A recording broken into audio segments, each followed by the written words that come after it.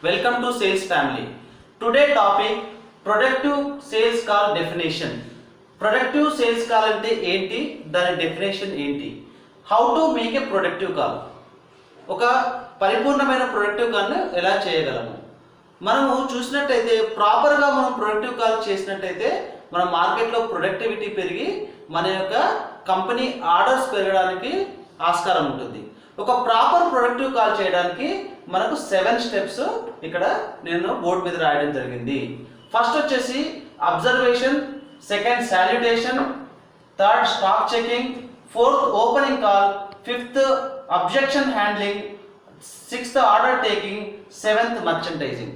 మనము ఒక్కొక్క దాని గురించి డీటెయిల్గా చెప్పుకుందాం. ఫస్ట్ మనము బిఫోర్ స్టార్టింగ్ సేల్స్ కాల్ మన యొక్క డే ప్రయారిటీస్ ఏంటిది, నెక్స్ట్ వచ్చేసి లాస్ట్ విజిట్ సేల్స్ డేటా మన దగ్గర ఉందా, నెక్స్ట్ వచ్చేసి సేల్స్కి సంబంధించిన కిట్ మన దగ్గర ఉందా, ఈ 3 చూసుకోవాలి. అబ్జర్వేషన్ అంటే ఏంటంటే రిటైలర్ మూడ్ ఎలా ఉంది, మనము చెప్పేది వినడానికి సానుకూలంగా ఉన్నాడా లేదా చూడాలి. ఎందుకంటే ఒక ప్రొడక్టివ్ కాల్కి 8 to 10 to 12 మినిట్స్ కంటే ఎక్కువ కేటాయిస్తే మనకు ఆ డేలో 45 ప్రొడక్టివ్ కాల్స్ చేయలేము. కాబట్టి మనం రిటైలర్ మూడ్ కరెక్ట్ ఉందా లేదా చూసుకోవాలి. ఒకవేళ రిటైలర్ మూడ్ కరెక్ట్ లేనట్టయితే పక్క అవుట్లెట్కి వెళ్ళి మళ్ళీ ఈ అవుట్లెట్కి రావచ్చు. కాబట్టి రిటైలర్ మూడ్ అన్నది వెరీ వెరీ ఇంపార్టెంట్. తర్వాత శాల్యుటేషన్ అన్నది మనం రిటైలర్ని ప్రాపర్గా గ్రీట్ చేసినట్టయితే మనకు కన్వర్జేషన్ బాండింగ్ అన్నది ఏర్పడుతుంది. సపోజ్ ఆ రిటైలర్లో వెంకటేశ్వర కిరాణము వాడి పేరు వెంకటేశ్వరరావు అయినట్టయితే హాయ్ సార్ వెంకటేశ్వరరావు గారు అని మనం గ్రీట్ చేసినట్టయితే మనకు కన్వర్జేషన్ బాండింగ్ అనేది ఏర్పడుతుంది. దానివల్ల మనకు ప్రాపర్ ప్రొడక్టివ్ కాల్ అనేది జరుగుతుంది. తర్వాత స్టాక్ చెకింగ్ రిటైలర్ యొక్క అనుమతితో మనము స్టాక్ ఆ యొక్క రిటైల్ పాయింట్లో ఎంత ఉంది అన్నది చూసుకోవాలి. మన యొక్క ఆర్డర్ ఫామ్ లో ఆ స్టాక్ డీటెయిల్స్ అన్నీ రాసుకోవాలి. అది ఎప్పుడు మనము ఆర్డర్ టేకింగ్ అప్పుడు ఉపయోగపడుతుంది. తర్వాత ఓపెనింగ్ కాల్ మన యొక్క సేల్స్ కిట్ లో ఏదైతే ప్రోడక్ట్ ఫోల్డర్ ఉంటుందో అది తీసుకొని మన యొక్క ప్రోడక్ట్ డీటెయిలింగ్ అన్నది ప్రాపర్ గా చేయాలి.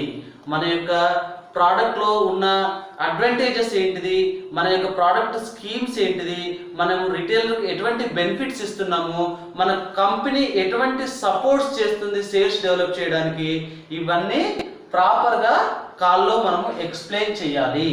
అబ్జెక్షన్ హ్యాండ్లింగ్ రిటైలర్ దగ్గర నుంచి వచ్చే ప్రతి అబ్జెక్షన్ ని మనము పాజిటివ్ వేలో వాటికి ఆన్సర్స్ ఇవ్వాలి.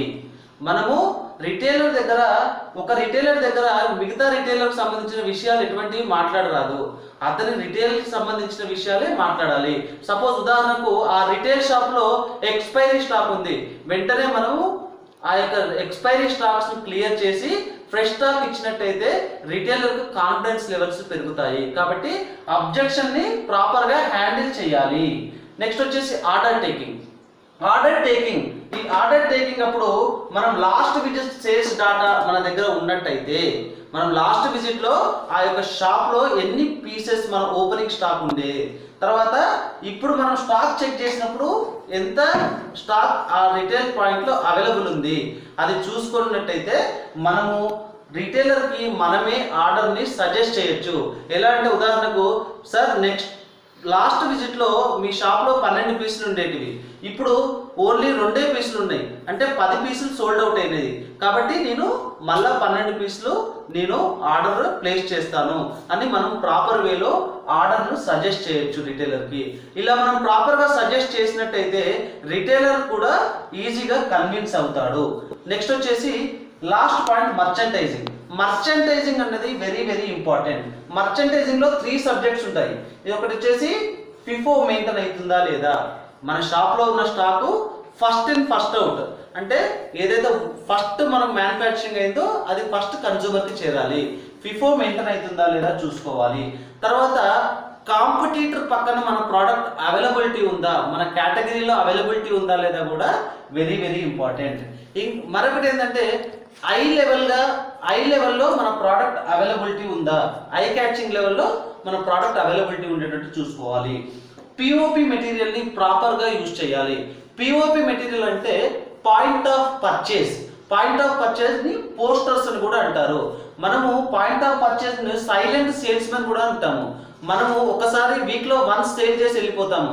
మన పోస్టరు ప్రతి ఒక్క కన్జ్యూమర్కి సేల్ చేస్తూ ఉంటుంది. కాబట్టి పిఓపి మెటీరియల్ అనేది ప్రాపర్గా యూజ్ చేయాలి.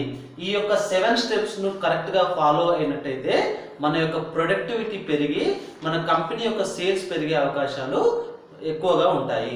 Thank you so much. ఇది ఒకవేళ మన యొక్క సేల్స్ ఫీల్డ్లో చాలా మందికి ఇటువంటి విషయాలు తెలుసుకోవాలని ఉంటుంది. కాబట్టి ప్రతి ఒక్క రిప్కు చేరేటట్టు దీన్ని షేర్ చేయండి. Thank you.